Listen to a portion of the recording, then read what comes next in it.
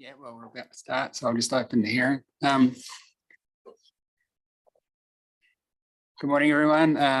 We are now reconvening the hearing for submissions on variation 1, and today we're dealing with hearings 03 through 06. And just before we hear from our submitters, anything from the reporting team this morning? No. For anyone who might have tuned in to YouTube, our first submitter was scheduled to be Orion, New Zealand. However, we as a panel had no questions arising from their evidence or legal submissions, so they have elected not to attend the hearing with our blessing. And Ryman and RVA, who were scheduled to appear yesterday, will be appearing later on this afternoon. They could not come yesterday due to the floods in Auckland. So with that, our next submitter is Christchurch International Airport Limited. Good morning and welcome. Are you waiting for someone to arrive? So yes, expected 5 to 10 minutes away. Okay, so we'll just adjourn momentarily and wait for, and you're waiting for Council to arrive. Yes. Okay, so we'll adjourn for 5 or 10 minutes until Council for Christchurch International Airport arrives. And this is no fault of Christchurch, given the adjustment to the hearing schedule that I discussed just now. The airport weren't scheduled to appear first up. So thank you for coming in early anyway. Thank you.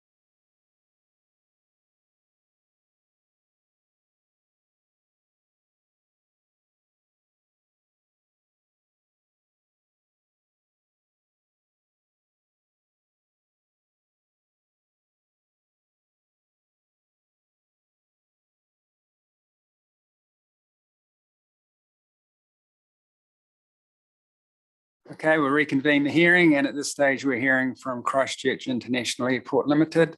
You've appeared before us a number of times before, so you understand that we have read all the pre-circulated material, which you do not need to read out loud to us, but of course, you're very welcome to highlight key points for our benefit, and then we may have questions for you. Sorry, I'm a little bit later than I would have been. And just before that, one of my other staff was intending to appear on that, and I understand there's no questions for them, but there's some further information sought that we'll supply. That's my understanding.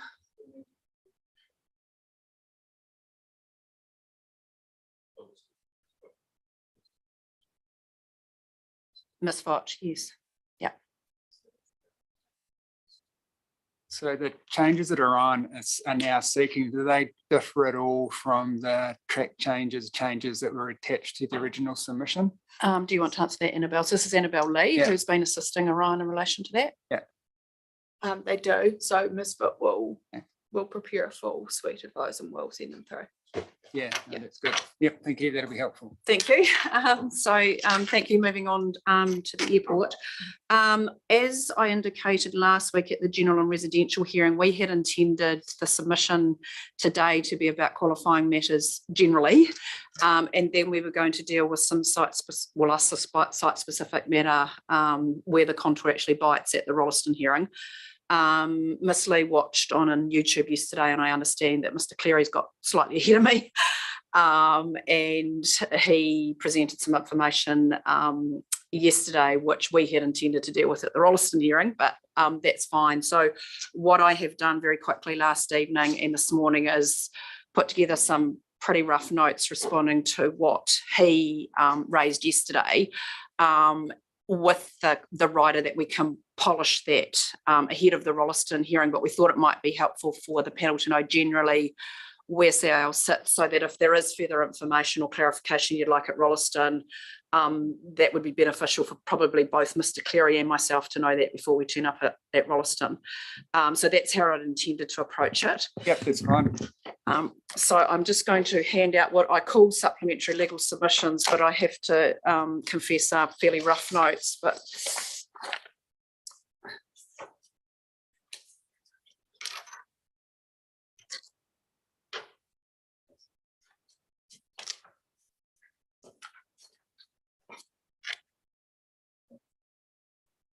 so just before I start, if we could just clarify where I understand we're at. We obviously have a 50 LDN contour in map A of the RPS, and there doesn't seem to be any dispute that indicates the area in which a qualifying matter should apply. So I don't understand any party to be seriously saying that within that contour on map A that's where the qualifying matter should apply. So I don't think that is in dispute. What I understood Mr. Cleary to be saying yesterday was that as a result of the information that arrived late last week, where the long-awaited peer review, ECAN's peer review of the updated contours has now landed, we now have 3 potential areas in which a qualifying matter could apply. One being map A of the RPS, the other being the updated remodelling of that contour, which is what we call the outer envelope, and the third being an alternative way in which we would effectively measure noise, and that would be averaged over a year, and that's called the annual average. So you as a panel, as I understand it, don't have anybody disputing that the 50 LDN is a qualifying matter, but what seems to now be in dispute is where do we measure 50 LDN? Do we take what's in the RPS as the best information we've got? Do we take into account the updated modelling? And if we take into account the updated modelling, is it the outer envelope or is it the annual average? That's what I understand to be the dilemma the panel's got at the moment. Yeah, I'm not sure if I'd call it a dilemma, but certainly that's the matters that submitters are bringing to our attention. Yeah, thank you. So I'll just start with the submissions. So first of all, and you might think it's obvious, CIL is a submitter and further submitter on variation 1 to the proposed plan. And CIL's general position is that the application of a qualifying matter is required to ensure the safe and efficient functioning of Christchurch International Airport. The qualifying matter would prevent further residential intensification beyond that currently permitted in the 3 plans in relation to land subject to levels of 50 LDN or greater. So the actual issue is, where is the land that is subject to levels of 50 LDN or greater? That seems to be the current problem.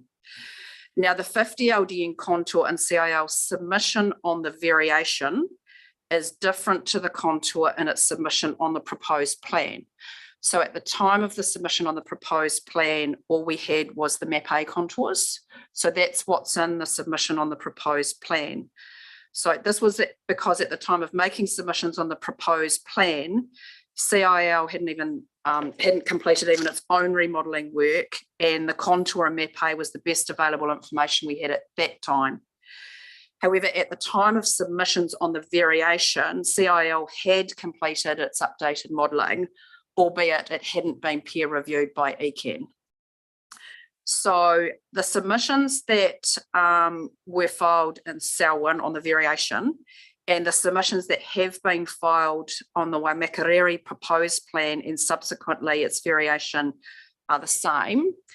And if I can just diverge a little bit, those are CIL's draft contours that had not been peer reviewed. So Selwyn variation in Waimakariri proposed plan and Waimakariri variation have CIL's contours unpeer reviewed in its submission. The submission that will be filed on Friday on Christchurch's variation will include the updated contour, which has now been peer reviewed by ECAN. So it's all a bit of a muddle according to what information we have at the time we file a submission. So for this process, at the time of the proposed plan, all we had was map A. At the time of the variation, we had CIL's remodelling unpeer reviewed. And by the time we file a submission on Friday for the city, it will have been peer reviewed. So we are taking the view that when we lodge a submission or we give evidence, we've just got to put in front of the panel what the best information we have at the time is. So paragraph 5, during the proposed plan process here, CIL, notwithstanding its submission, had the map A contour, has given evidence that an updated contour had been prepared by its experts and was subject to peer review processes by ECAN, and the panel has been updated during the proposed plan process as to how that process is tracking. Fortunately or unfortunately, late last week, that modelling process finished and we got an input or output from the peer review panel, and that landed on Thursday, and on Friday we had to lodge evidence on Rolleston. So the evidence we lodged on Friday includes the updated contour following the peer review, and that's the reason the experts felt, given the code of conduct, that they were obliged in their evidence to give the panel the most up-to-date information that they were aware of. So at present, what this panel has in front of it in terms of what land is subject to levels of 50 LDN or greater, it has a 50 LDN noise contour contained in map A of the Canterbury Regional Policy Statement. And it has some updated information, which is the remap modelled as of May 2023, noise contours, both the annual average and the outer envelope. So that is currently, for this panel, the most up-to-date and best available technical information on where the effects of 50 LDN will be felt.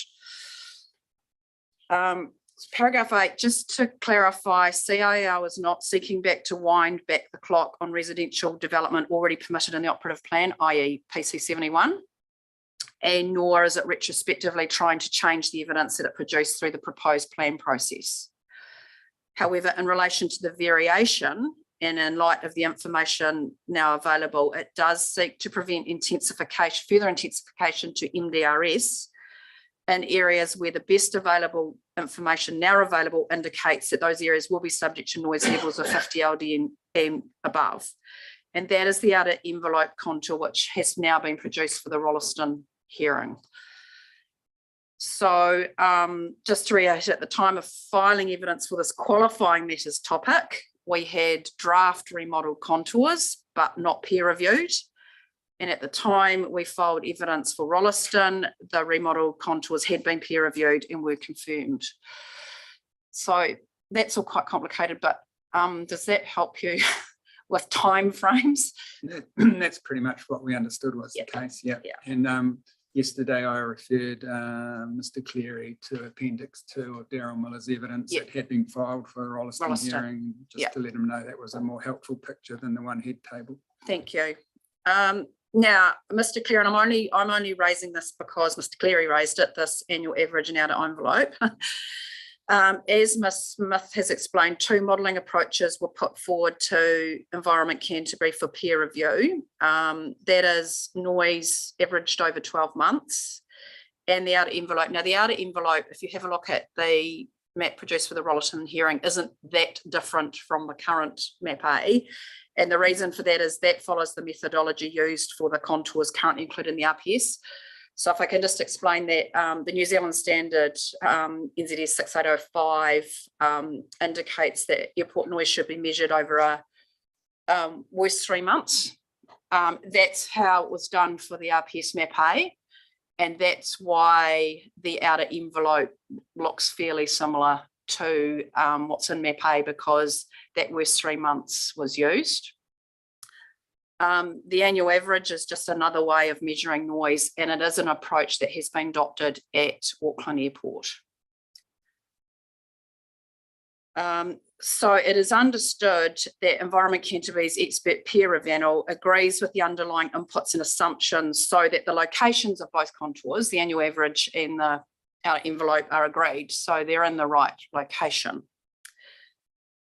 Contrary to Mr. Cleary's presentation to the panel yesterday, the peer review panel's report is not expected to confirm which modelling approach, outer annual average or outer envelope, is preferred, as a decision whether to move away from the approach previously adopted in the RPS, which is the worst 3 months, will also need input from policy and planning experts. So that peer review panel, as we understand their scope, is set up to determine whether the inputs to the modelling are correct and whether the lines are in the right place. As we understand it, they're not being asked to say, should we pick annual average or should we pick outer envelope? That needs input from policy and planning. We expect that what they will say is that both are equally appropriate ways of measuring noise. And CIO agrees with that. You can measure noise over 12 months, or you can measure noise over 3 worst months. So furthermore, the memorandum referred to by Mr. Cleary from the peer review panel simply explains that annual average modelling approach is valid from a technical perspective. It does not state that it is the preferred modelling approach to the outer envelope. And CIL's expert team and both the peer review panel have advised that they consider both ways of measuring noise are technically appropriate. What we need to do now, though, is decide between the annual average and the outer envelope, and we understand that will require additional policy and planning input. So at this particular time, CIO adopts an interim position of seeking the most conservative contour, which is the one modelled the same way the existing map A is modelled. In this case, that's the outer envelope, until the position is further clarified. Does that help? They're just 2 ways of measuring noise, and they give you different geographical spread. And our understanding is the expert panel will say the lines are in the right place if you measure it as an annual average, the lines are in the right place if you measure it out of envelope, but we're not expecting them to tell us which is preferred, because they don't have, as we understand it, expertise on that peer review panel to make those sorts of decisions, which will also include policy and planning input. So we think that's the next step. So consistency across the 3 districts. Mr. Cleary points out that the noise contour that was notified in Christchurch and Waimakariri's variation as a qualifying matter used the annual average methodology. Furthermore, he notes that the Section 77K assessments conducted in preparation of those variations were based on annual average. That is correct insofar as CCC is concerned, because in that district, and this is a quirk of Christchurch because we've got a cross runway, the annual average contour ends up being bigger than the operative contour. So we've got the opposite at Waimea and at Selwyn. So CCC notified the annual average as the qualifying matter to prevent immediate legal effect taking into occurring within that area.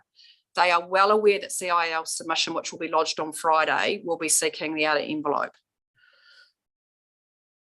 The opposite occurs in Waimakariri, which is the same as Selwyn actually, where the operative contour is actually bigger than the annual average. And the council in Waimakariri have actually notified both contours, not just the annual average as alleged by Mr. Cleary. So that prevents immediate legal effect within the larger operative contour. So hopefully I've explained that. So within Selwyn and within Waimak, given they're not the cross runway, the annual average is smaller than at both ends. So what the council did at Waimak was notify both contours, but actually the bite is the operative one because that's the larger of the two. The annual average sits within inside it. We didn't have the same problem at Selwyn because at Waimak, the contours go over Kaipoi, so they are relevant residential areas. When Selwyn came to notify, there were no relevant residential areas that they had to be concerned about, which is why all we're dealing with is a submission on PC 71 and how the contour bites on that. But the council didn't need to turn its mind to it at the time because the contour didn't extend over Rolleston. So in paragraph 18, to be clear, the work done by CIAL, and it's Mr. Miller had prepared the section 77K to assist councils in preparation for notification of those IPIs does not reflect CIL's position. The reports referred to were produced for specific circumstances, including to address the risks of MDRS standards having immediate legal effect at the time of notification. So to make it clear, CIL submissions, which have already been lodged on the Waimakariri variation, present the operative, the annual average, and the outer envelope contour lines, and ask that the larger of these form the geographical extent of the qualifying area at this time. And that's the same approach effectively as we've taken in Selwyn. CIL submission will seek the same relief and we'll be lodging that on Friday. Consistency between Selwyn, Waimakariri and Christchurch is a key component of the planning framework that applies to the air noise contours. That is not likely to be finally decided until the RPS review. So it's not any party's fault that in 3 districts we've got an intensification process getting ahead of the RPS review. So in the interim, CIL needs to maintain the most conservative position of opposing intensification in the outer envelope. And the rationale for that is if next year the RPS decides it's the annual average, we can always go backwards and take it off, but we can't go the other way. If parties go and seek certificates of compliance, we'll start building. We can't move the dial back. So we're not saying that the outer envelope will remain the final position. What we're saying at the moment, to be conservative on the information we have, we're just seeking to prevent that intensification in those areas until we get to the RPS hearing and get it all sorted out. So for the purposes of protecting against intensification to MDRS in areas potentially subject to 50 LDN and above in the interim, the remodelled contours, and by that I mean the outer envelope, represents relevant and the most up-to-date evidence of where people will experience 50 LDN noise levels or greater. In summary, where the remodelled outer envelope, and this is particularly Bites and PC 71 land, is different to the operative contour, CIL seek that each district council recognise this recent information in the IPIs as a qualifying matter until we get to the point when the RPS is formally reviewed. This is an interim approach to ensure that MDRS is not enabled in locations where the best information we have at the moment is that intensification is inappropriate. Now, Mr. Cleary yesterday raised a jurisdiction issue about the spatial extent of the qualifying matter proposed in CIL submission on variation 1. So just reminding you at that time, it was the updated contours, but they hadn't been peer reviewed. And this has been superseded by more recent evidence filed on Friday. It is submitted that the extent of the difference between the draft remodelled outer envelope prior to and post peer review is not significant, and that clause 99 would provide the panel with a pathway through that. Paragraph 25, there is no doubt that the panel is required to make recommendations on qualifying matters, including where they apply to relevant residential zone and Selwyn district. It is not an arbitrary leap for the panel to consider that the now information, the peer-reviewed version of the remodel contours, which is simply an update spatially from what was in the original submission of variation 1, should form the qualifying matter area. The underlying acoustics and land use planning rationale for adopting areas subject to levels of 50 LDN or greater still applies. So the evidence is no different. We say don't intensify in areas subject to 50 LDN. It's just that the geographical extent of what we understand to be that land area has shifted slightly. And our submission discretion under clause 99 2B is appropriate in this case. And their panel is able to include the 2023 remodelled peer review contours within the spatial extent of the qualifying matter to the land that the submitter seeks to intensify. CIO acknowledged that as a result of unfortunate timing, the council has not yet had the proper opportunity to perform capacity assessments required by the Enabling Housing Act for relevant residential areas which fall between the operative and remodelled contours. However, it is apparent that the area is small and the panel's judgment can be applied. Alternatively, we could provide further information aimed at section 77K prior to the Rolleston hearing. And that's one of the matters I wanted to explore with the panel today. So CIO is not seeking to retrospectively undo residential activity already enabled under the operative plan under PC 71, nor what was sought in submissions in the proposed plan. But we are asking the panel to take into account the most up-to-date available evidence when deciding whether there should be further intensification to MDRS. And we're only asking the panel to adopt that planning framework, to adopt the most conservative position in the interim, which right now is the peer-reviewed outer envelope contour. So I'm sorry if that's a bit garbled, but that was where I understood Mr. Cleary got to yesterday and our response to it. And it will be more polished by the time we get to Rolleston. So can you get Daryl Miller's evidence up in front of you between the three of you? Yeah. And the very last page.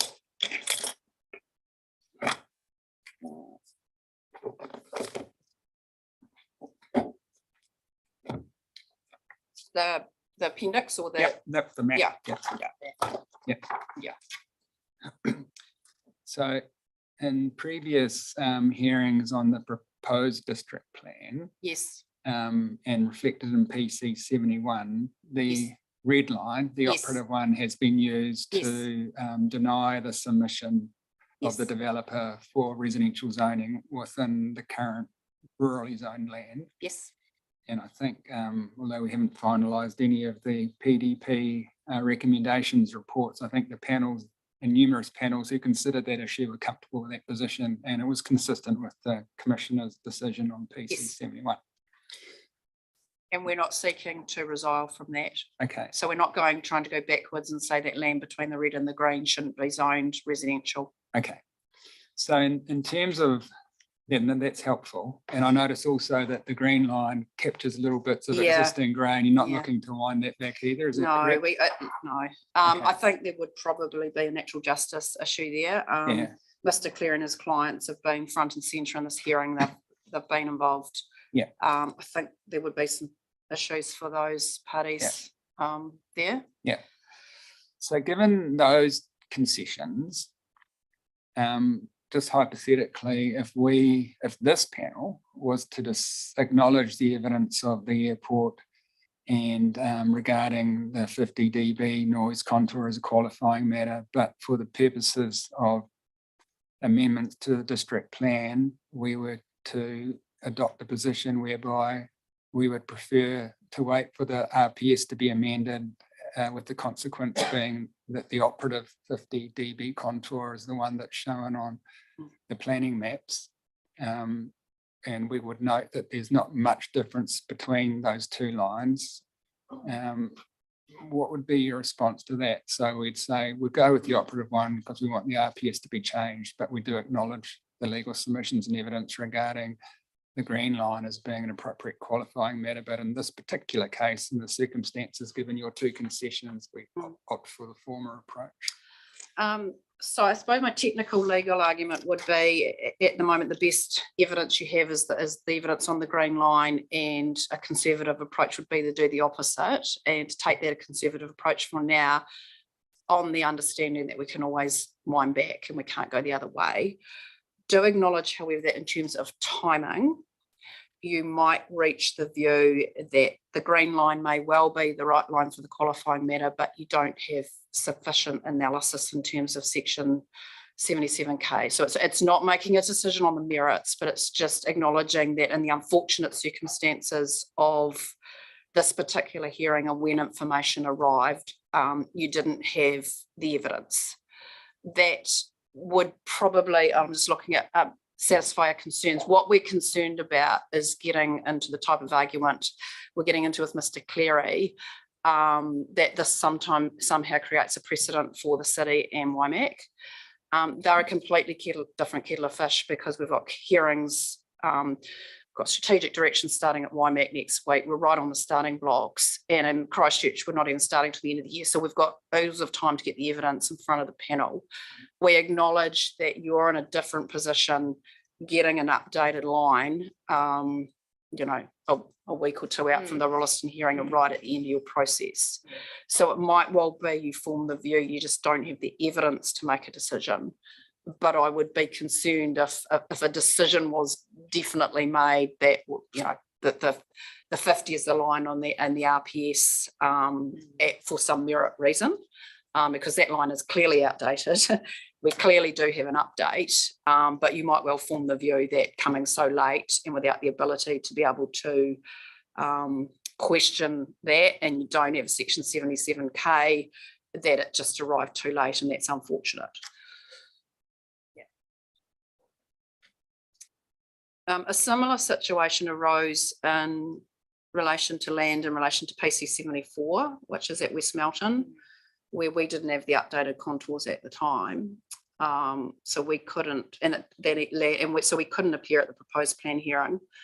And so we therefore decided not to appear at the plan change hearing, and we just had to explain that in terms of unfortunate timing. What our concern is if it's not explained in terms of unfortunate timing or lack of evidence at this particular point of time, parties pick it up and see it as some sort of decision-making precedent. And that's really our concern. All right, thank you. I'll see if did anyone else on the team want to say anything? No, I'll see if we have any questions. Right? Andrew? Gosh, it's a bit of a challenge, isn't it? And I actually last week when the contours turned up, I thought I wish they hadn't turned up for another 3 weeks. And that's completely outside our control. And you do have experts saying, but I have to give the panel most up-to-date information I have. And where Selwyn has got itself in a fortunate or unfortunate position, it is effectively a year ahead of the city and WIMAC. So just looking at the summary, your further statement from this morning, so the three councils are not in the same position in terms of what they've notified in terms of the contours. So the city, well, they actually are. So over the city, which the relevant residential zones are impacted by that crosswind runway, the annual average ends up bigger than the operative contour. So the operative contour is inside the annual average, you can't see it. Whereas at WIMAC, it's the opposite. So they've notified both. So they actually aren't inconsistent. It's just that the opposite contour is the bigger of the two. Yes. So in practical purposes, the outcome might be similar, but I guess what I'm saying is they haven't necessarily all notified the same contour consistently in just one contour. No. and you've got Christchurch City, and then you've also And that's- can as well to come. with That's the because of RPS change. timing. Yeah, Yeah. I And get I mean, actually, if King just got on and told us what the answer was, that would solve everybody's problem. That would be the better outcome, was if we could bring the RPS review forward, but Yes, so unfortunately there's very real opportunities that the councils diverge until such time as ECAN comes forward with a change to the RPS. Do you have any understanding of time frame for that? do you want to comment on this, Felicity? So Felicity is dealing directly with ECAN and having frequent discussions with ECAN on timing. Yes, definitely am. My latest conversation was that the RPS will still be reviewed in December 2024. And that was as most recent as yesterday that I had this conversation.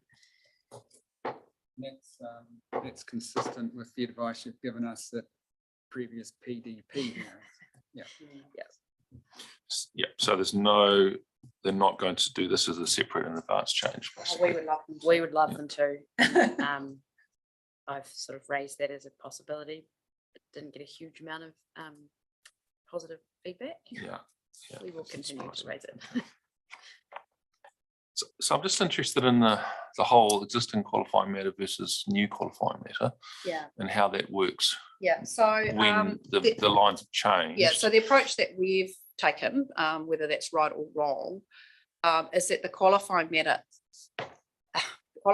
isn't a contour. The qualifying matter is areas exposed to 50 LDN or greater. And so where the area is that is covered by might shift, but that doesn't make it a new qualifying matter. So the qualifying matter, if you look at the policy, is avoid noise sensitive uses in areas exposed to 50 LDN. Now, we don't say that is 50 LDN as per map A. We say that is evidential as to where noise effects of 50 LDN will be felt. So we don't consider the move in the line to be a new qualifying matter. It's certainly a move in where the qualifying matter is geographically, but it is not a new qualifying matter. So that's how we So the articulate that. restriction is the same, but its location is moving. So Yes. so 77K 1A says identified by location where the qualifying matter applies. Yes. So in this instance, we can't identify all of it. Well, the council didn't, I suppose, when it put a qualifying matter forward. Well, yeah, so the in terms of council, mapping. yeah, so this council didn't have to do it because Yes. it didn't go over any relevant residential zones. It only takes bite because it filed a submission Yes, seeking some rezoning. So that's a little bit different from the other councils where they do have the contour over relevant residential Yeah. areas, in particular Kaipori and Yeah. City. Yeah. so but there is a requirement there well, if you were to do a qualifying matter, you are supposed to map it by location, but yeah. okay. Right, So we say there's no change to the qualifying matter. yes, Yes, there is a change, having heard evidence as to the qualifying area, but not to the qualifying matter itself, which is areas exposed to 50 LDN or Yep. greater. So the question is, where are those areas, not whether we should put a qualifying matter relating to 50 LDN or not. But just slightly, yeah. and I guess the other question is, if you can only have a qualifying matter, which is why the council hasn't done it, over areas subject to the MDRS, then, and there isn't any land here subject to that, is that right, currently? Well, there wasn't at the time, at the time it was notified, Yes. there wasn't, Yes, yeah, but brought through by submission, yeah, yeah. right? Yeah. Yeah, okay, so that is again complicated. Yeah, complicated. So we're responding to a request for rezoning here, Yes. whereas in Waimek and Existing Selwyn, we're Kaipoi going, area and we're Christchurch going City, in with yes. an original submission Yes. saying over residential areas, Yes. here is the relevant residential areas, here's the line. Now, I'm sure in those areas, we're going to get some requests for rezoning, and then we're going to have to file a further Yes. submission saying don't include them. But that's how the process is going to play out there. Yes, yes, look, I understand your intent. I'm just trying to work through a pathway which satisfies the requirements in the Native Cousins Supply Amendment Act, Mm, and whether that's possible or not. mm. Okay. And to be fair to Mr. Cleary, he has wanted the answer because I think he was hoping that both contours were going to come off the land. So when the contours landed last Thursday, we produced these diagrams for him and him only, knowing that these hearings were coming up to be helpful. So these haven't been published anywhere else. It was really only in fairness to Mr. Cleary because the Rolleston evidence was due last Friday that we produced this plan for him and circulated it to him. Yep. And I guess finally, do you have, maybe it's a question for others on the panel appearing today. Do you have any understanding of council officer view on the peer-reviewed contours, whether there's general acceptance or you referred to they need to run a policy lens over it, or I think not your exact words. As far as I'm aware, I mean, we only know that the contours are final and agreed because Marshall Day were the ones that run them. Yes. Yeah, the expert panel says put these. So nothing has been publicly released yet. And when it is released by Environment Canterbury, there'll obviously be a technical report that goes Yes. with it. So that hasn't been socialised outside ECAN, or as far as I'm aware, Ms. Hayman might be able to help me, nor discussed with any of the other councils yet. To my knowledge, ECAN hasn't been discussing this with the other councils. I have been discussing it with the city, and I've been trying to keep, in particular the city, because of Plan Change 14, the planning officers up to date as much as I can. And from a timing perspective, we're working on updating our technical report to reflect all of the updates as a result of the expert panel review process. Yes. And we're aiming to have our updated report on our website at the start of June. Yes. And then the next step in the process is, as I understand, is ECAN's experts are going to have their report and all this information publicly available a few days later. Right. So we haven't necessarily got any formal position of either the staff necessarily, but or the councils independently on the updated contours, as you know, before it goes to ECAN. There's no formal view yet from those. No, Yes. no. We just understand as between Marshall Day, who are running the model, and the expert panel that there is agreement. Yeah, got it. And the process of the review, which has, you know, been over the last 18 months, has largely consisted of that all the noise contours represent is a bunch of technical inputs. The expert panel has looked at all of our technical inputs, raised questions, asked us to go away and relook at some of those inputs. We've relooked at them, we've come back with updated inputs, and those inputs have been reviewed by ECAN's expert panel with the lens of have we satisfied your questions, and are we on the same page that these inputs are the most up-to-date and correct information at the time. Once all of those inputs are agreed and everyone's sort of, you know, happy, then Marshall Day run the model. So we couldn't have got to a position of having Marshall Day push go on the model, which takes like a day just to run one sensitivity run. It's a very complex process.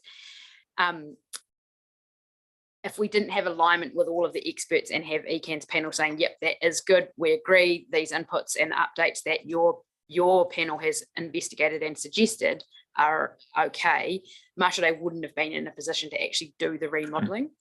So we verbally and through a lot of work and meetings and email correspondence, there is agreement on that the inputs that have gone into this latest lot of the model are all agreed. Yep. It's the next step is then tidying up all of the reports and then publicly having that position put out there. Yep. And It's the from my the position, technicals. when Mr. Cleary rings me on Thursday and says, do you have remodel contours? And I have them, I feel I have to give them to him. So that's how it occurred. Yep. So Understood. Yeah. All right. No, thank you. No further questions.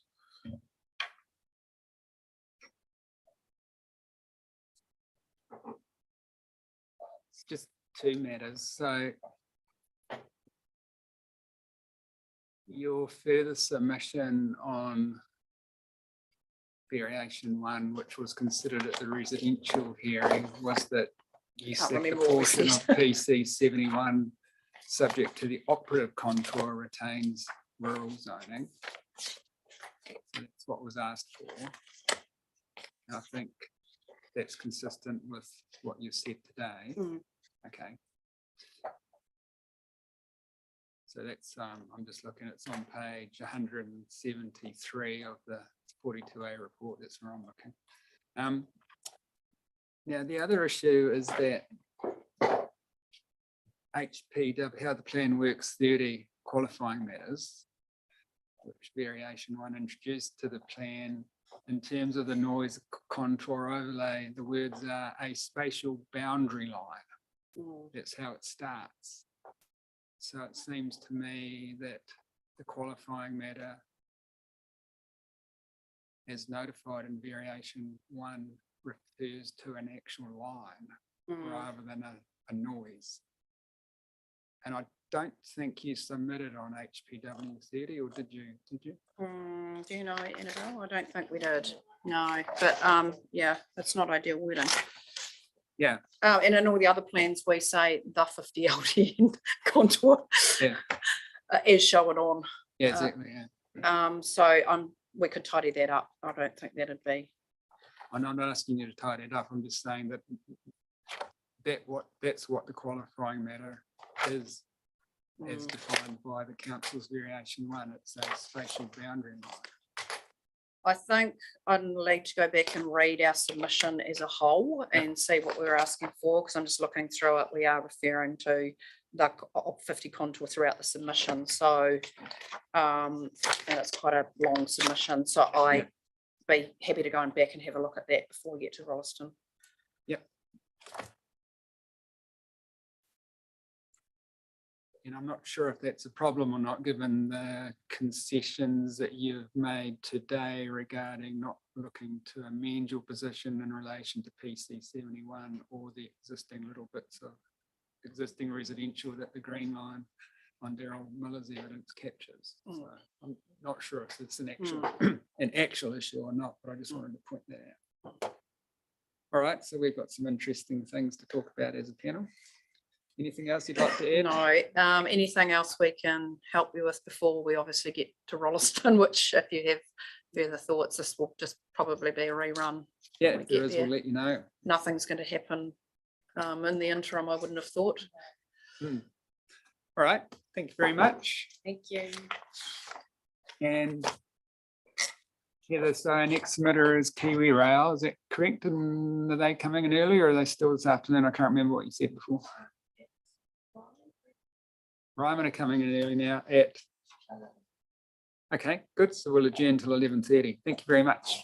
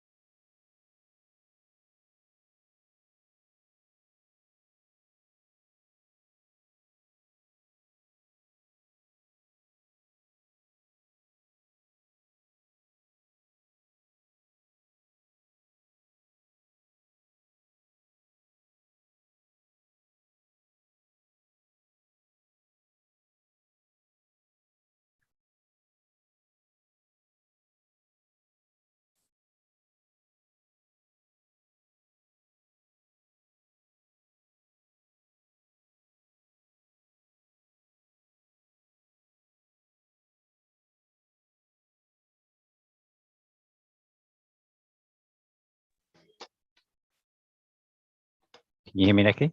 Yes, I can. Oh, yeah. So I was just, do you think I should email Heather again and just say that we're in, but we can't see the council?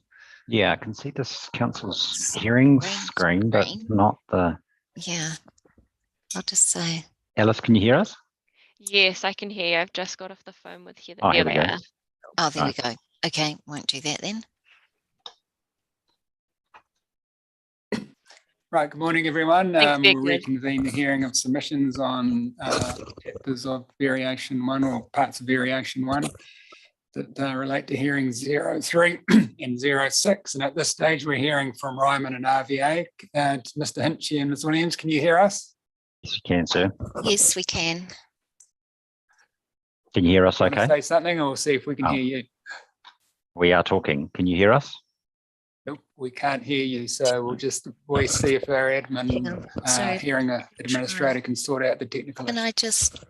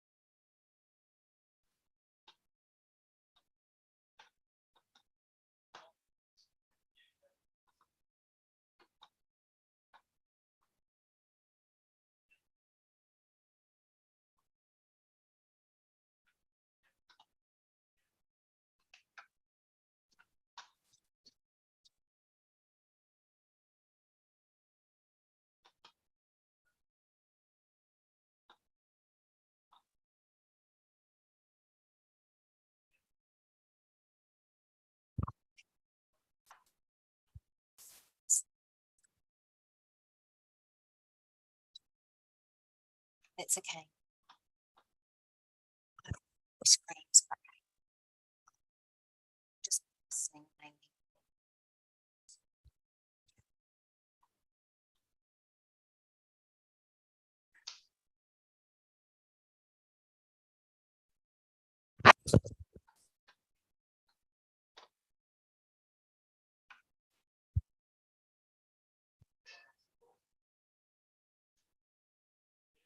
All right, we'll try again. Ms. Williams and Mr. Hinchy, do you want to say something or see if we can hear you? Can you hear us now? No, Mr. Hinchy, we can't hear you. Ms. No, Williams, do you want to okay, say so something? Good morning, commissioners. Can you hear me? And we can't hear you either, sorry. So something's still not working properly.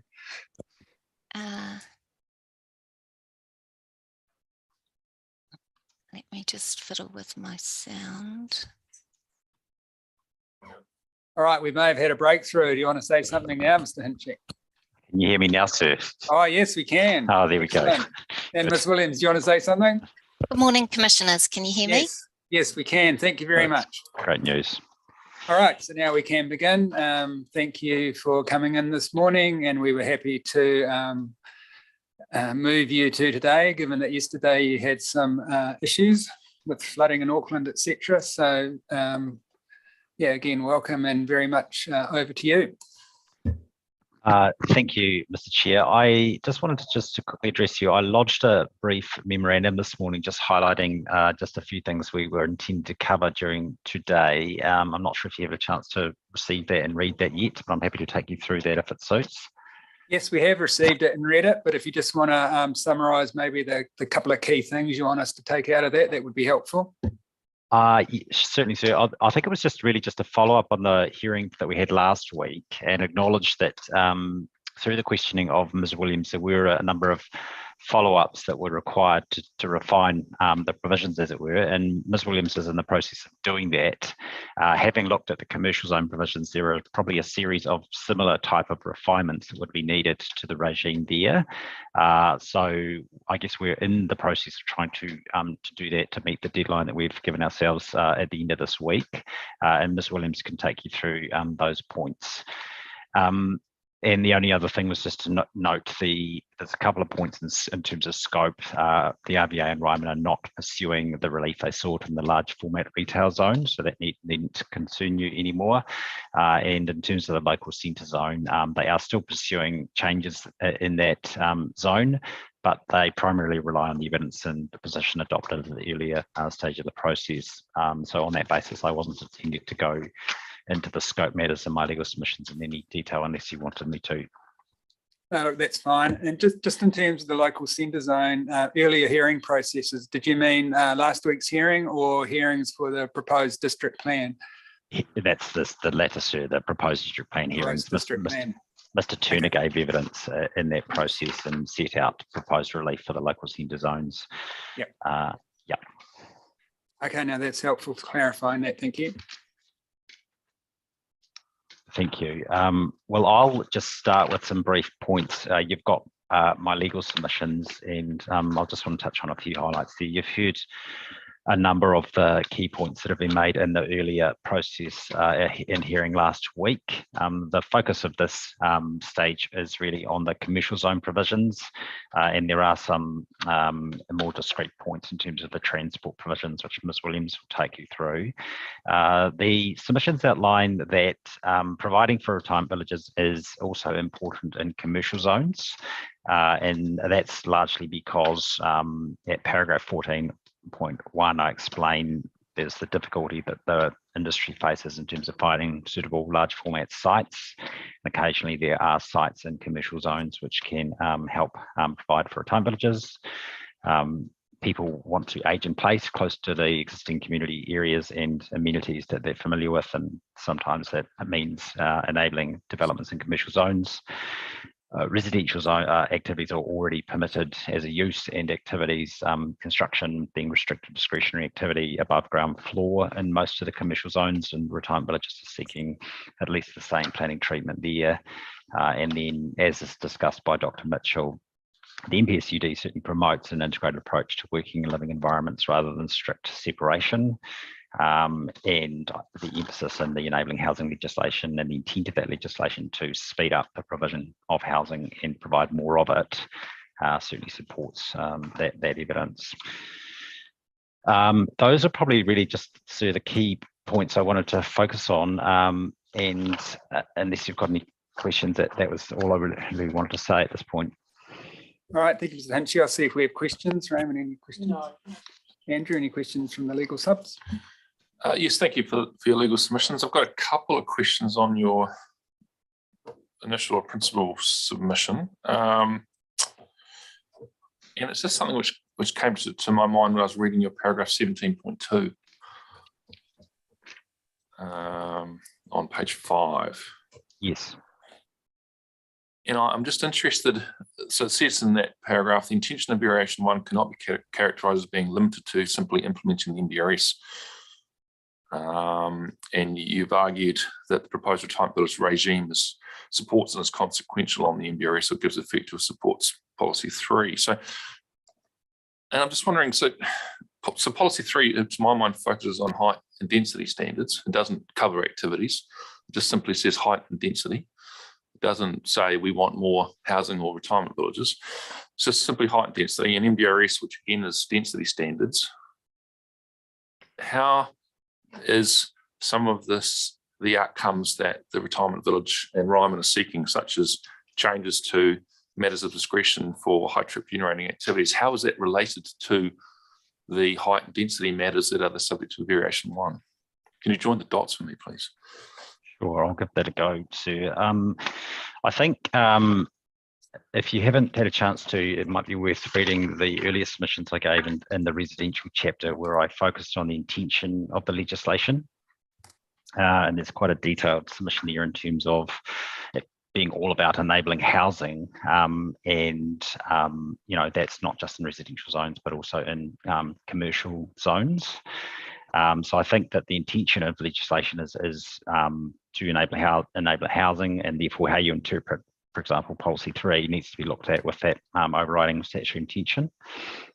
In terms of what policy 3 actually provides for, yes, it does talk about heights and densities, And I think in terms of building heights, I think that's clearly just a development standard matter. But then densities covers a range of different types of development standards and provisions that would require the enabling of density. And then it goes on to talk about urban form, which is will be both business forms and residential forms and the like. So I think if you look at it in that context, it's not really just focusing on changing the standards, it's seeking to essentially provide for activities or urban form. And we look at that, I suppose, quite broadly, and in that context of that wider intention of the legislation.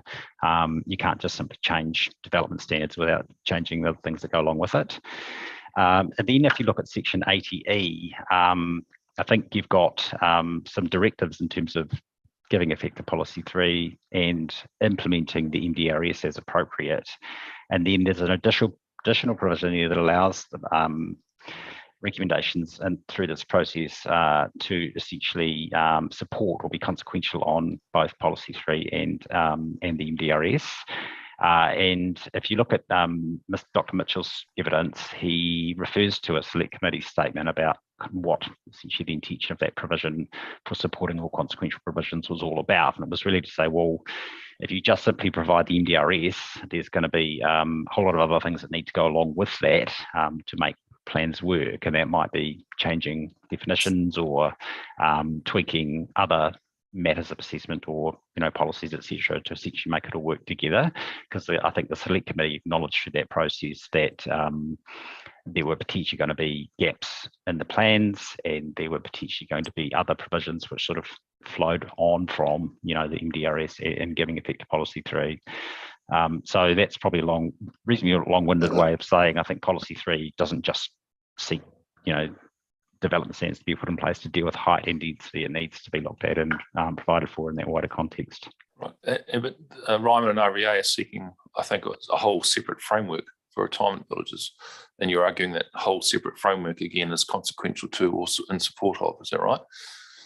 Well, I think policy 3 itself needs to be given effect to. That's a mandatory requirement. I don't think we submit the building heights and densities of urban form is not simply focused on development standards. It's a range of provisions which enable that height and density of urban form, and it must therefore include, for example, additional policies as needed to enable that height and density of urban form, and it might be additional assessment matters and criteria and so forth. So in giving effect to policy 3 and policy 3D in particular, that opens the door, we submit to the regime that's being proposed here.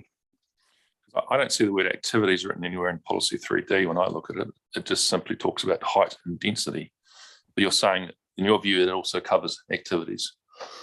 I think it does, sir, because I think heights and densities of urban form, that's when you're starting to engage with the activity itself. So you're arguing, okay, so you're saying urban form broadens it. Yes. Okay, right, thank you. And if you look at it as well in the context of the other policies, and D has got its own sort of special wording that's being used, but for example, A talks about heights and densities of urban form to realise as much development capacity as possible and to maximise the benefits of intensification. Those concepts, I guess, are trying to show that you need to provide for as much intensification as you can through height and density. But I don't think, and then I guess if you look back at what policy 3 sits in the context of the wider framework of the MPSUD, I don't think in achieving policy 3, you can look at that in complete isolation without looking at those broader policies in the MPSUD.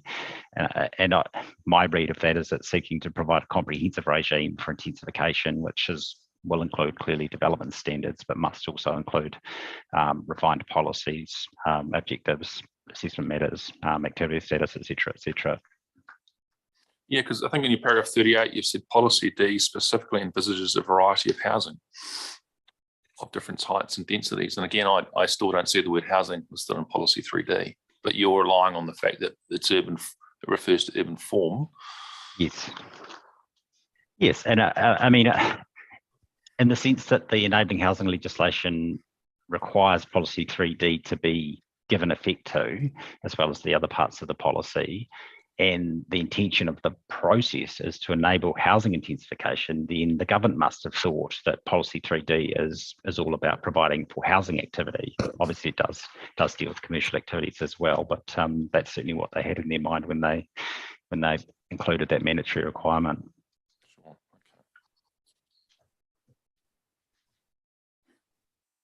okay. And that's the only questions I had. Thank you. Thank you, sir. And Mr. Hinchey, just a follow-up question to the questions my colleague has asked you. In your answer, you referred to policy 3A. Of course, this is the NPSUD, policy 3A is not relevant in the Selwyn district because policy 3A talks about city centre zones, of which there are none. There are also no metropolitan centre zones in Selwyn. So that means policy 3A, B and C aren't relevant to our considerations. We're solely focused on policy 3D. Does that Yes. change your answer to Commissioner Willis at all? No, sir, I wasn't saying that policy 3A is relevant in the Selwyn district. All I was saying is by way of example, if you looked at the wider, the context of the wider, provisions of policy 3, and to help you and I guess interpret what building heights and densities of urban form means, some of those other policies give some, I suppose, some support to my submission rather than saying that they directly apply. That's Okay, what I was thanks trying for to say. clarifying that. Yeah. Thank you. No further questions from me on the legal submissions, but thank you. Thank you. And I'll just hand over to Ms. Williams.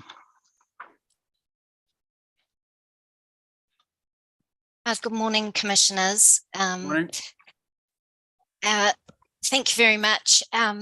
As you'll see, I'm presenting here this morning again in the place of Dr. Mitchell, and I apologise. Dr. Mitchell had intended that he would be presenting at this hearing this week, but unfortunately at the weekend he had a nasty fall and has been laid up this week, so he's not available.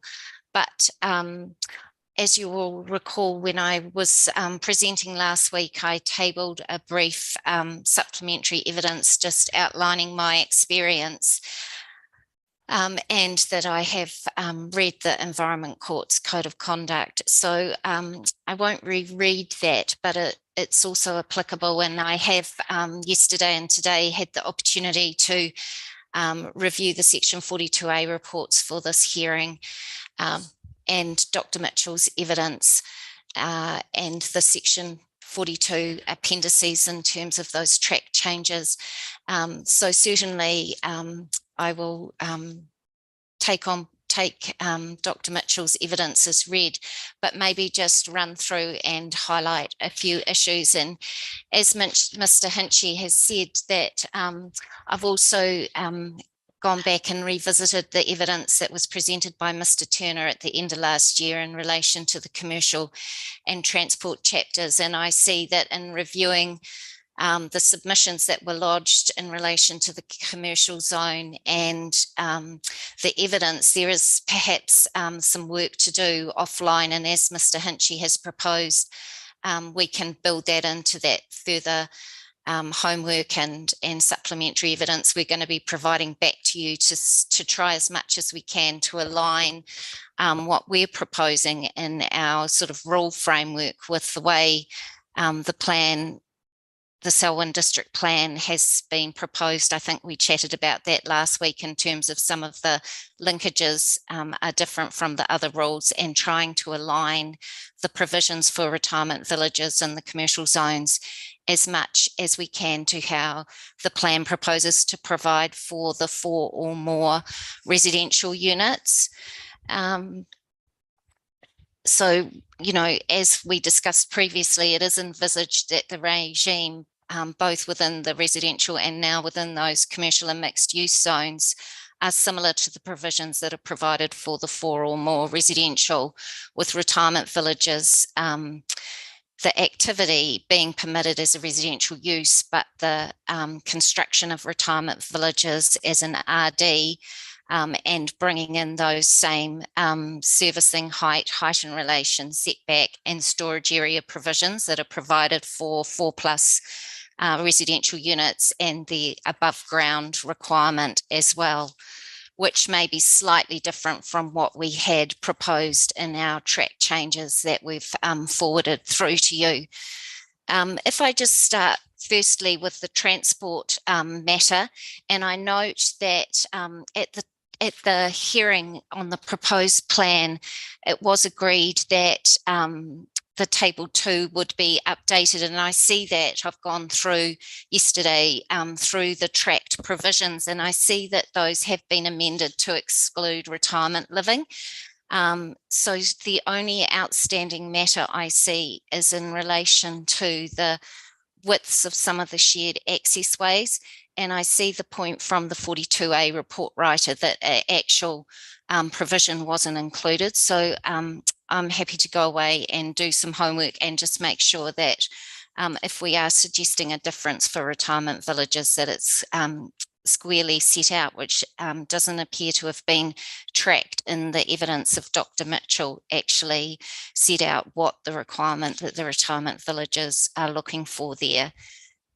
So I think that covers off the point about transport. And then in terms of the retirement villages within the commercial zones, I thought it may be easiest just to step through what the evidence of Dr. Mitchell was proposing. And I've had the chance to go through and review those track changes. And I see the point that was previously made at the last hearing about potential for repetition of policies.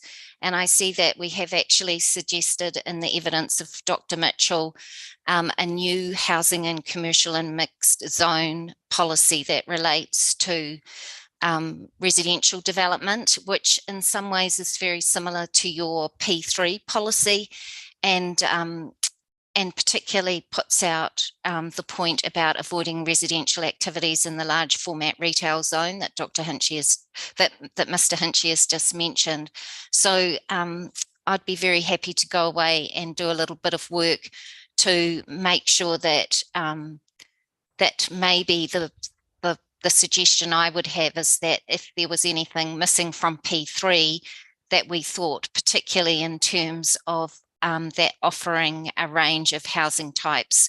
So some of the items that we've put into the new policy, rather than repeating a residential policy in those zones, we would just propose some additional text into your P3.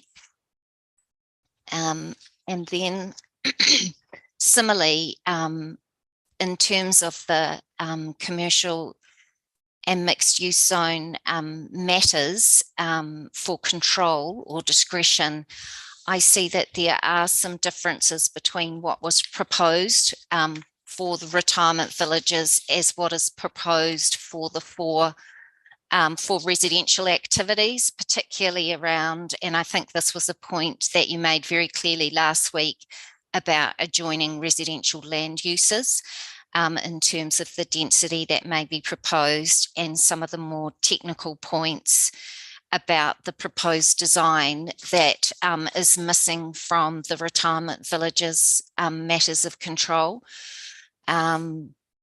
So, I mean, I guess the issue is that, as I think I mentioned last week, more generally, the provisions, and it has got a little bit complicated, I think, in that you've been through your proposed plan process and now are back with the variation. And at the time that Ryman and the RVA lodged submissions on the variation, they were very much in a mindset of trying to insert provisions nationally that would enable some consistency across district plans.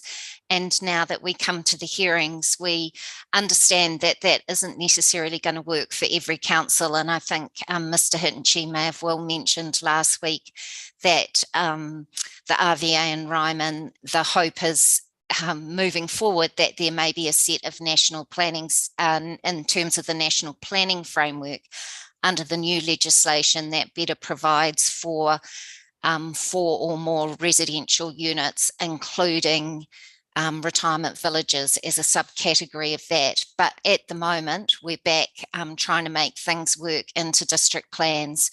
So certainly we take on board your points of trying to make retirement villages enable that framework that's going to work in a range of district plans, and particularly the Selwyn district plan.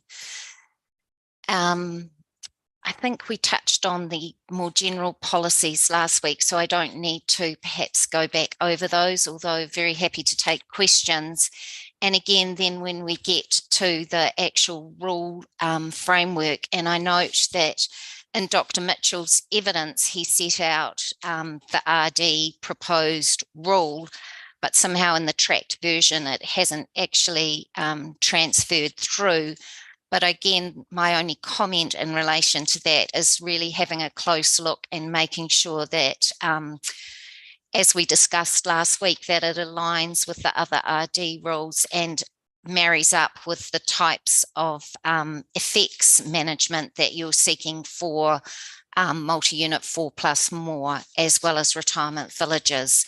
So that's a brief synopsis of Dr. Mitchell's evidence and my comments following last week's hearing, but I am very happy to take any questions.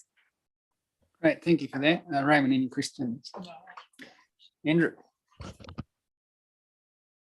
Yes, thank you for your, or for the evidence. I've got a couple of questions. So just for clarity, it's paragraph 13 of, I guess it's Mr. Mitchell's evidence. Yes. And I just want, it's just a point of clarification, because it says in there, I consider the retirement village revisions recommended by Ryman and RBA and subsequent further amendments are necessary to achieve better alignment with national policy direction. And I just wanted to check, so that national policy direction, is that the Enabling Housing Supply Amendment Act provisions, or is it something else? Yeah, no, it is referring back to the Enabling Housing and Supply Act and the NPSUD provisions. Thank you. Because I know that the PDPs would potentially, which should be giving effect anyway to other matters that were already around at the time. So it's just the. Yep. Thank you. And in relation to, I guess it's the new policies that are proposing to be inserted, and this is through paragraph 14, 14.1, 14.2, etc. And I'm just clarifying, are these intended to apply to neighbourhood centre zones as well? Yes, they are. So in both the neighbourhood centre and town centre, and also the local centre zones. Okay. Yeah. Yep. So I guess there's a query for you then, because I understand that the neighbourhood centres can be quite small, and retirement villages can be quite large. And my question for you is it appropriate that a retirement village pushes out the commercial and community activities from a neighbourhood centre that is intended to be there and needed to be there to support the local community? Is that appropriate? I don't think it's intended that the development of a retirement village would ever push out neighbourhood centres. I guess it's if there were an instance where there was a site that wasn't needed for that neighbourhood centre that may have been zoned, that may be appropriate. You know, it may sit in just behind the shop frontages, or potentially if the neighbourhood shopping complex was to be redeveloped, and you might retain that neighbourhood function, but also incorporate some retirement village above it, is the intention. So it's providing that flexibility. Okay, so it's this flexibility, because I guess you appreciate that they're not usually large. They're often quite small, and I doubt you could have a retirement village and a community local shopping centre as well within the zoned area. But as you say, I take your point that potentially that area may not be needed going forward because of other changes. That's right. I think I know of a site, Northwood in Christchurch, I think, where that happened. It had a commercial zoning, but that area of land was never going to be required for commercial activity. So a retirement village has now developed on that site. Sure. Okay. No, thank you. No further questions. So Ms. Williams, just summarising where we're at. So no longer pursuing the relief in relation to the large format retail zone. Obviously, there's an issue of scope regarding the local centre zone, which I think we may have traversed last week, but I can't remember. But the local centre zone provisions weren't amended by variation 1. So submissions on the local centre zone arguably aren't even within scope because the status quo wasn't amended by variation 1 for those provisions. So I just want to focus on the neighbourhood centre zone and the town centre zone. Yep. And of course, the starting point is the objectives for those zones, which were not amended by variation 1. So they are as they are. And the objective for the neighbourhood centre zone is that it provides for small scale commercial activities and community activities that service the needs of residents in the surrounding area. Now, retirement villages, to my understanding, are not community activities. That has a separate definition in the PDP, and retirement villages have their own standalone definition in the PDP. So I don't see how the relief you're seeking even gets past first base in terms of the objective of the neighbourhood centre zone. I think certainly the intention is that within the neighbourhood centre zones, I take your point, the objective, but you do also have, if I'm correct, those broader commercial and mixed use zone objectives that obviously apply over and above the neighbourhood centre zone that must also incorporate some provisions for housing, particularly lining up with the NPSUD. So while that specific neighbourhood centre objective may not include residential development, my understanding, and if I just grab it, I have got a copy, I think, of that objective, those objectives from the broader neighbourhood and mixed use zone that do enable residential development.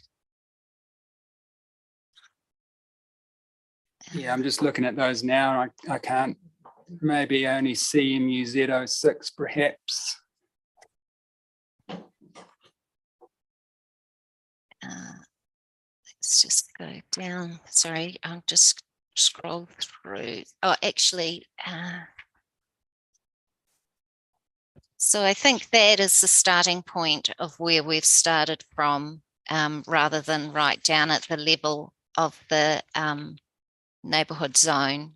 So if I just might ask you a further question on that before you progress, but isn't the normal legal and policy planning approaches to give more weight to the specific rather than the general? You're not saying that the general provisions should override specific provisions, are you?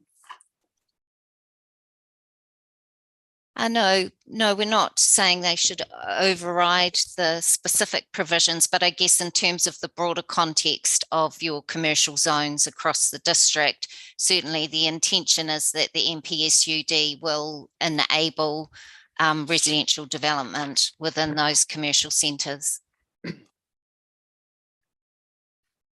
Now, just turning to the objective for the town centre zone, again, which wasn't amended by variation 1, the primary focus is for commercial activities that provide a diverse range of commercial activities, so it's a bit repetitive there, along with recreation, cultural and community activities and civic services with associated residential activity. Are retirement villages associated with commercial, recreational, cultural and community activities within the town centre zone? Well, certainly last week, I think you heard a lot of evidence, particularly from Professor Kearse, around the age in place and the needs for people to age where they have previously been living, and the ties that retirement villages provide that opportunity for people to do that. So I'm not sure I'm directly answering your question, but certainly that is part of the function of retirement villages, and that enabling of housing for the elderly. In terms of Ryman or RVA generally, is there like a minimum area of land that's required to make a retirement village proposal viable? And I'm thinking particularly of the town centre zone and Rolleston town centre zone for the Selwyn district. I think Mr. Brown covered that in his evidence last week, certainly about that. And I think both Mr. Collins for the RVA and Mr. Brown for Ryman did talk about needing a relative level of scale. But I guess the opportunity of the MPSUD is perhaps for local authorities and develop, the retirement village sector to rethink what that scale might look like. And it may be that rather than large areas, you have more elevation. I think the council themselves completed, I was just reading it yesterday, a report on capacity across Selwyn district. And I think the analysis they used was the MPS as kind of the ground floor or the basement with the opportunity to build above it.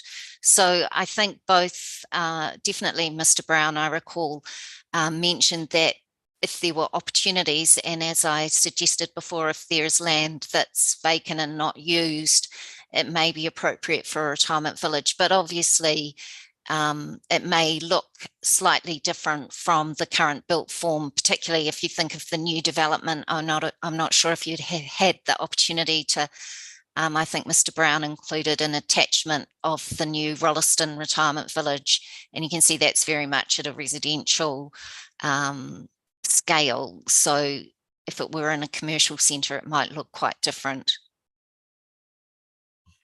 All right, thank you for that. Look, I've got no further questions, but thanks for coming in and answering the questions that we did have.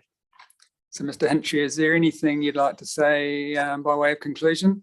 But just would it be possible to just make a couple of clarification points on the questions you put to Ms. Williams? There was a bit of a blend of legal and planning in those questions around interpretation and scope. I did have a couple of brief thoughts if you would allow me to address you.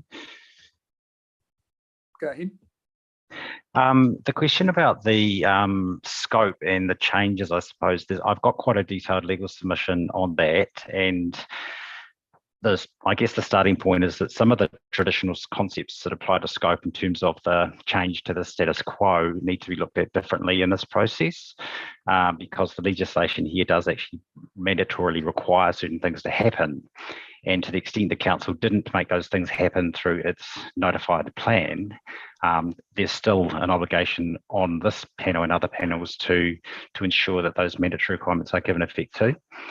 So to the extent there's a gap in the plan that would traditionally not allow you to go there, we say that traditional scope law won't prevent you from going there. And as I say, I've got a very detailed submission on that. So that would be the point there. In terms of the interpretation of the objectives and policies of the neighbourhood and town centre zones, I guess there's one contextual point there is the RVA and Ryman have sought that there be more enabling provisions of residential activities through the earlier PDP process, and we don't yet know the outcome of that. But in theory, there could be some new provisions which are more enabling of residential activity, and this is partly the complexity of trying to combine these two processes together. That said, even without those changes, the town centre zone and the neighbouring neighbourhood centre zones already provide for residential activities.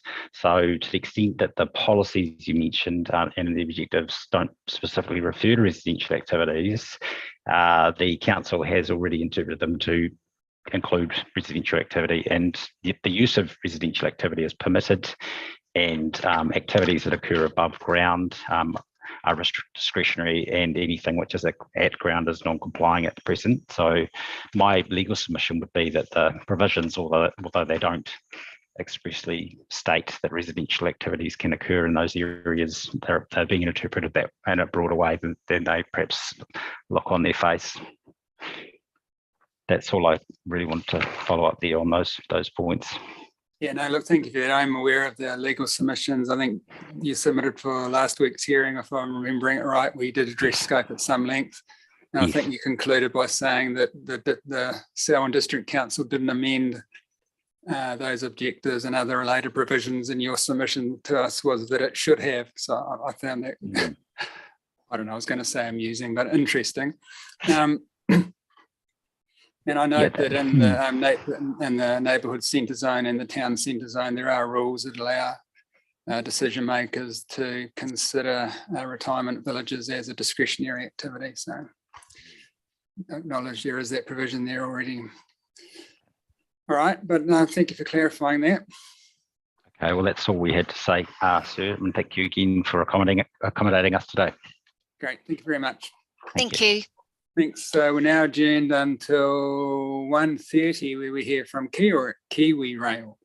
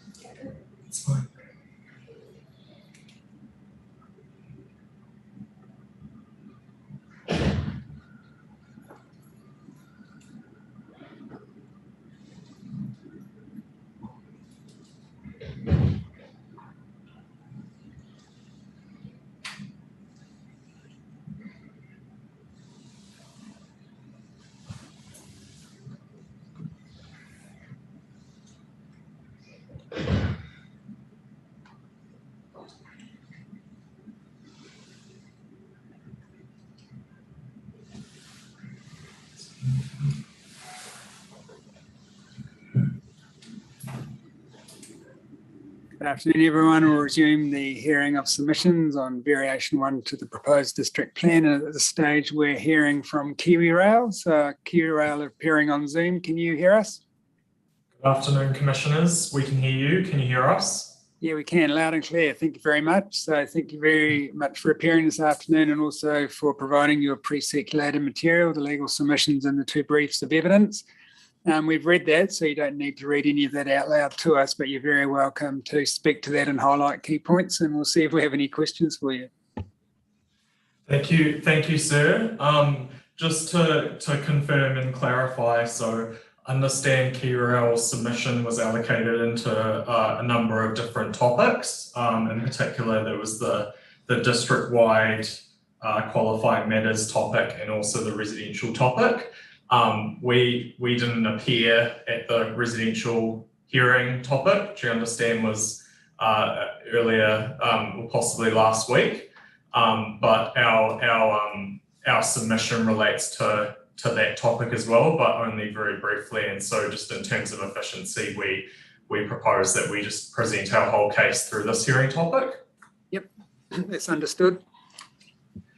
And so to highlight, I guess, the key points of KiwiRail's submission, and commissioners will appreciate these points have been well traversed through the proposed plan hearing processes, so don't intend to dwell on those in great length. But my name is Jacob Burton, and I'm legal counsel for KiwiRail Holdings Limited, and KiwiRail is a state-owned enterprise that's responsible for management and operation of the National Rail Network.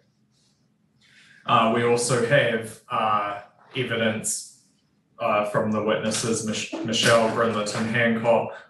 She is RMA advisor at KiwiRail, and also Dr. Stephen Charles, who's an acoustic engineer providing acoustic evidence on behalf of KiwiRail.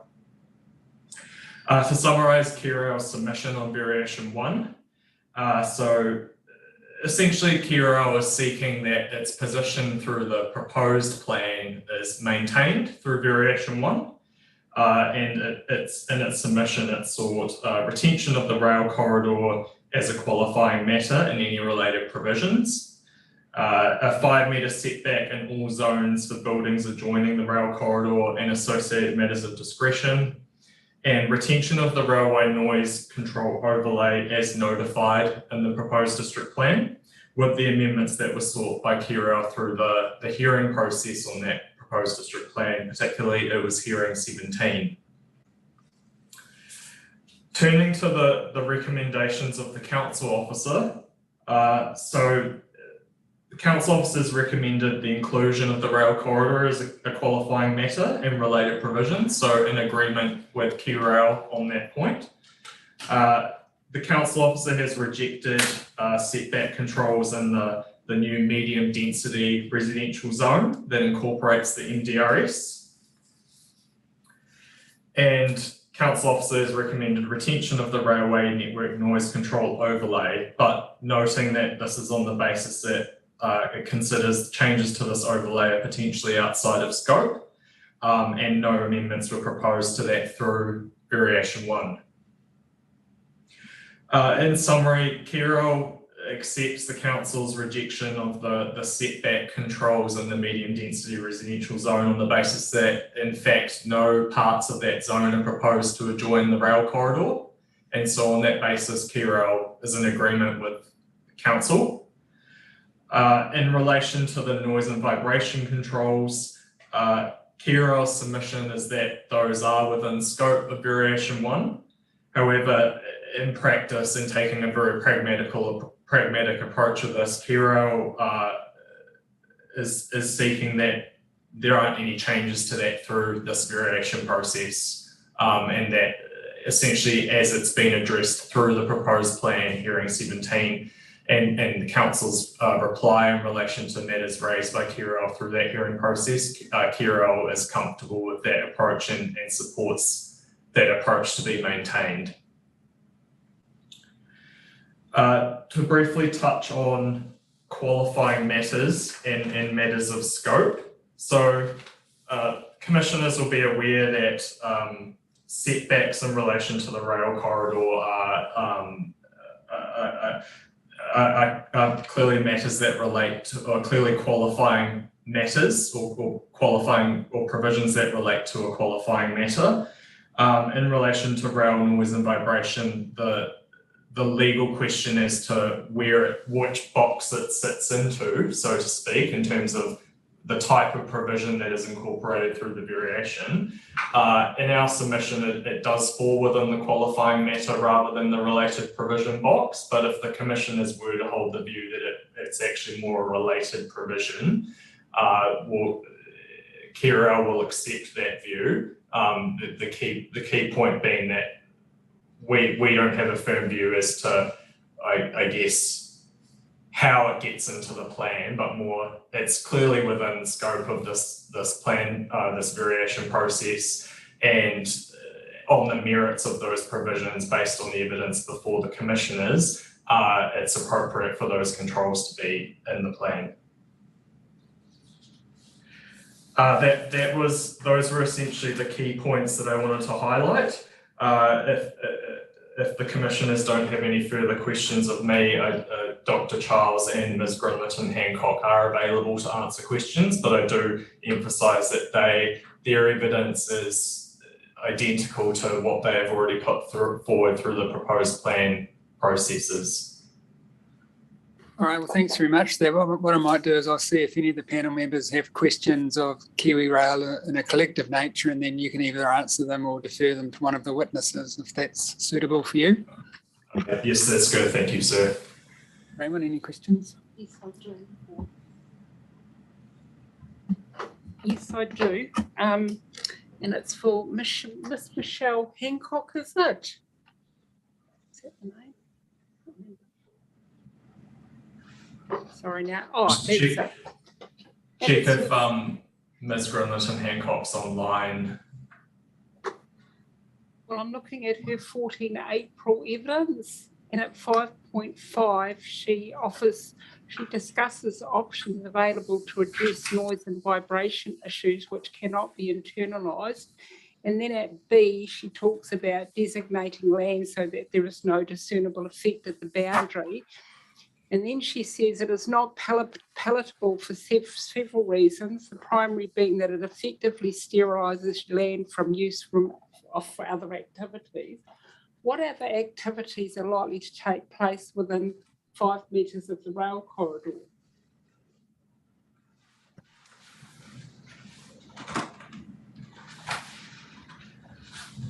So, Ms. Grimlerton Hancock, are you online?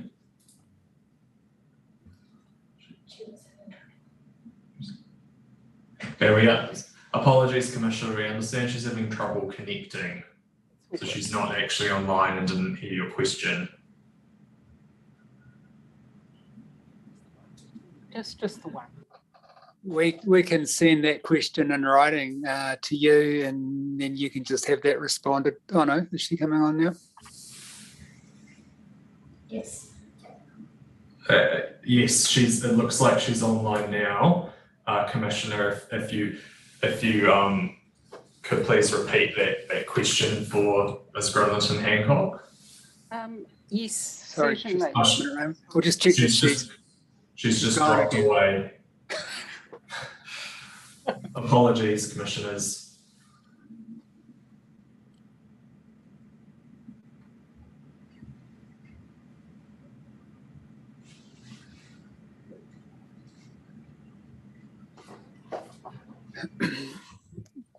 So just clarifying, Raymond, so that question relates to the 27th January evidence that was appended to the variation 1 evidence. Yes, it was. Okay. Sorry, it was. Yeah, so Commissioner Solomon has a question arising from the 27 January evidence that was appended to the variation 1 evidence, and we can pop that question in writing and then fire it through to you through the hearings administrator, and you can respond if that's more convenient. Yes, if Ms. Grimlerton Hancock's having issues connecting, that would be appreciated, sir. We can provide a response to that. And so to confirm, that's in relation to the hearing 17 noise and vibration evidence that was provided. Yep, that's correct. Is there anything else from everyone? No, that's what, Andrew? thank you. I just have one question. It's well, I had it. It could be in relation to paragraph 1.6 in the legal submission. And it talks, where you talk about QRail accepts the council's rejection of the setback controls in the medium density residential zone on the basis that no parts of the zone are purported to adjoin the rail corridor. And that seems to make a lot of sense. In the evidence of Ms. Greenlock, who is struggling to connect, in her paragraph 114, and it's not relevant because I will read it out to you, but basically she says that she accepts that as well, but if the zone were to expand in the future such that any part of it adjoins the rail corridor, QRail would require the 5 metre setback to be incorporated at that time, and which again would make sense. My question is there any way that we can future-proof that? Because mistakes happen when you develop planning provisions, and I'm not sure if there is, but do you know of a way that that could be incorporated now so that it could be future-proofed? Well, I guess the most appropriate way to incorporate, to future-proof that would be to provide for that in those provisions now, but understand there would be a future plan change process to essentially rezone parts of the rail corridor to that new zoning. And through that process, we would expect QRail to be notified of that change and have an opportunity to then submit on that rezoning change. And so whether it's either having those provisions in now, acknowledging that they don't really have any practical use at this current time, given where those zones are currently located, or alternatively, you could have express provision for a notification provision expressly requiring notification of QRail. But again, I don't see the material need for that, given any future process would trigger that notification anyway. Sure. Okay. No, thank you for that. No further questions. Thank you, sir. And no further questions from me either, but thanks very much for coming in this afternoon. Okay, thank you, commissioners. All right, that draws us to an end of the part of the hearing where we hear from submitters. So just before we wrap up though, because we don't receive reply reports as part of these variation 1 hearings, we now give the officers an opportunity to address us on any matters they've formed a view on during the hearing where they wish to amend or change their advice to us.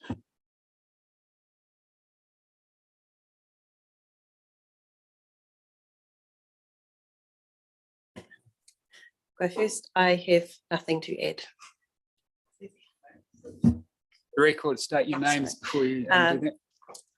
Jessica Tuilaper, and I've prepared the section 42A reports on commercial and mixed use zones and district-wide area specific and qualifying matters. And I have nothing further to add. Thank you. Rachel Carruthers, I prepared the 42A report on the subdivision chapter. I'm satisfied that the general approach that variation 1 has taken is consistent with clauses 3, 7 and 8 of Schedule 3A. I note that there is variation among the Tier 1 councils around site sizes, dimensions and road frontage widths, both whether they are included or not, and if they are included, what they are. But there is consistency about requiring services in order to be a controlled activity, including in the Wellington City Plan that Mr. Jones referred to as part of the Ag Research submission. Servicing standards tend to be the same as other residential zones in the relative district, both in terms of the standards to be met and the resulting activity status if they are not met. If the panel is of the opinion that subdivision in the MRZ should be controlled in all circumstances, then I consider that amendments to the matters for control would be more appropriate than the insertion of a new policy, in that controlled activities are considered to be giving effect to the relevant objectives and policies. And so neither applicants nor consent planners would be particularly prone to look at those policies when they were considering an application in front of them.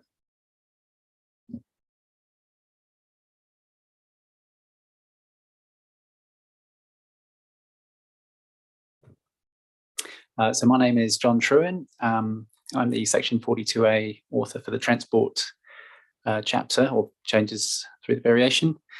I just wanted to clarify something. It was raised yesterday by Ag Research as to the relevant section of the legislation for the transport amendments through the variation, and just sort of confirm that with respect to the local roading network, that derives from section 80E 1B3.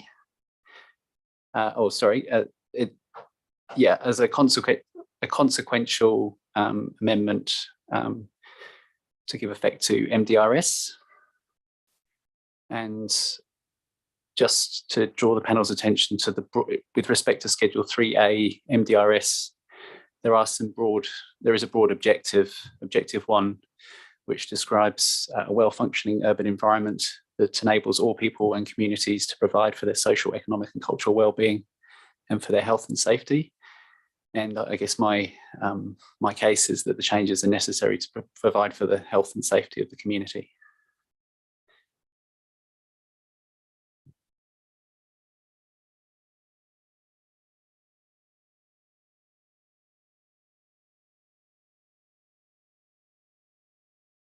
Sorry, just writing that down. Anything else? No, just to emphasise, so it is essentially a district-wide matter, and it is through section 8 or clause 80E 1B3. Consequential. So just in response to that, in terms of the subdivision provisions, I think I suggested to at least one submitter's planning witness that they give some consideration to whether the Schedule 3A clause 8 matters would be better considered in a policy. Should we be of a mind to interpret the statute as saying that the activity classification must always be con, which on the face of it seems pretty clear cut. You said that you would prefer, is it those matters you were suggesting should be in matters of control? Yes. And how would that be worded, given the nature of those provisions? I would need to give some thought to that, but I was thinking primarily around some either amendments or probably additional provisions in submat 1, size and shape.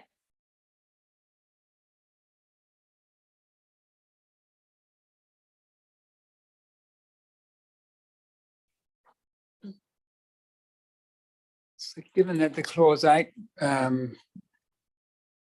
provisions are expressed as matters that you should not do, it's not seeing how that would fit into a matter of control just on the face of it. More of an avoid type nature. Decision makers should avoid doing those things. Sorry, let me just scroll back down to clause 8. Just the provision starts without limiting clause 7, which cuts to the matter of activity status. There must be no minimum lot size and shape when those sub clauses apply. Yes, so that's not really a matter of control, is it? That's more of a policy direction. I think the matter for control would be more around confirming that those matters have been met. And in the case of vacant allotments, there doesn't seem to be much, I don't think there's particular disagreement between either council or any of the submitters around circumstances where residential units either already exist or are proposed to be completed before the subdivision is completed. It's around vacant allotments where opinions diverge.